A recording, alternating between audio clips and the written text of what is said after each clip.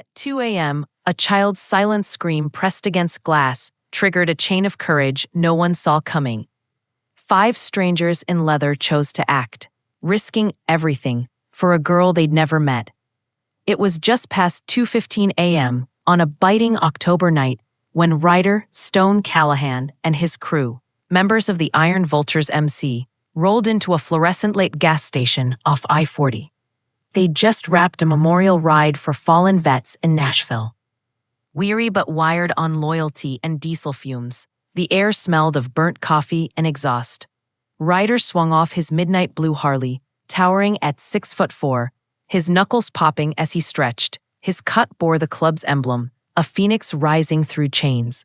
"Top off the tanks, crew. 90 miles to home," he said, voice gravel-coated from decades on the road. Around him, the team moved like clockwork. Dex handled the hoses. Lena slipped inside for coffee. Brick stayed by the bikes. Jack scanned the tires. And then, everything shifted. Lena's voice sliced through the stillness, sharp, urgent. Unlike her usual calm, Ryder turned. She wasn't looking at him. Her eyes were locked on a grimy white van, idling 3 pumps over. In the rear window, dark, tinted, something pressed against the glass.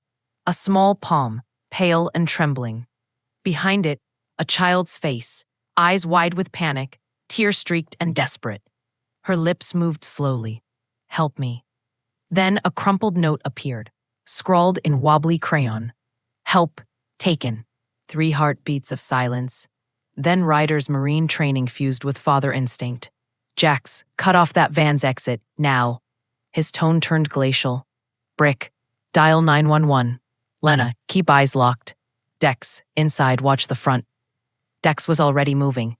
At the counter stood a man, mid-40s, greasy hair, twitchy fingers drumming near his jacket. His gaze kept snapping to the van. Dex's muscles coiled. This was the threat.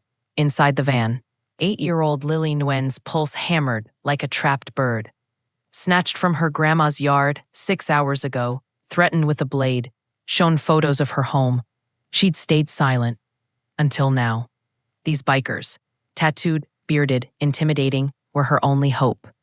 Outside, Ryder approached the van like a shadow, quiet, deliberate. He spotted her through a gap in the tint, zip-tied to a metal frame, wrists raw, wearing a pastel blue jacket with stars. His chest tightened. He tapped the glass gently. "Hey, kiddo," he murmured, voice softening like worn leather. "Name's Ryder. You're gonna be okay. Nod if you hear me." She did, tears spilling. "Good. Stay quiet. Help's coming." Inside, the suspect, later ID'd as parole violator Carl Briggs, grabbed smokes and Red Bull. Dex blocked the door. "You dropped something." "Friend," he lied smoothly. Briggs sneered. "Move." Dex stood firm. Behind him, the clerk quietly hit the panic button. Outside, Jax wedged his bike behind the van. Brick relayed updates to 911. "White cargo van, plate Echo 7 Bravo 94. Child restrained. Suspect inside. Fastway gas, mile 213. Dispatch. Officers en route, 6 minutes. Do not engage." "Too late," Brick muttered. Briggs lunged for the door. Dex twisted his arm, slamming him face down. The manager arrived with zip ties, mirroring the ones on Lily. Within seconds, Briggs was cuffed. Ryder stayed by the van, whispering reassurance. "Police are coming. You're safe. You did amazing." Distant sirens swell. Blue lights flooded the lot. Officers swarmed in, weapons drawn. Ryder raised his hands. Kid in back, 6 hours bound. Suspect secured inside. Detective Elena Ruiz, a mother of 2, nodded. "Step back, we'll take it." Minutes later, medics freed Lily. As they carried her to the ambulance, she turned, locking eyes with Ryder one last time. 3 hours later, at the precinct, the crew gave statements. Ruiz leaned forward. "You know Briggs has warrants for trafficking kids in 4 states. 5 missing, only 4 found." A pause. "1 still gone, a boy named Eli." The room went still. Their intervention may have cracked a larger case. Then, Lily's mom, Naomi, burst in, Eyes red, voice shattered. "Thank you," she sobbed, collapsing into Ryder's arms. She kept saying, "The kind bikers saved me." 2 weeks on, the story went viral. News outlets praised the Iron Vultures. The FBI commended their restraint and resolve. A fundraiser netted $47,000 for their youth outreach. And during Briggs' vehicle search, police uncovered coordinates leading to Eli's recovery. Naomi sued the agency that failed to flag Briggs' record, sparking statewide policy reform. 1 month later, Ryder stood nervously in an elementary school gym. Lily sprinted onto the stage. "There they are," she yelled, pointing. "My heroes."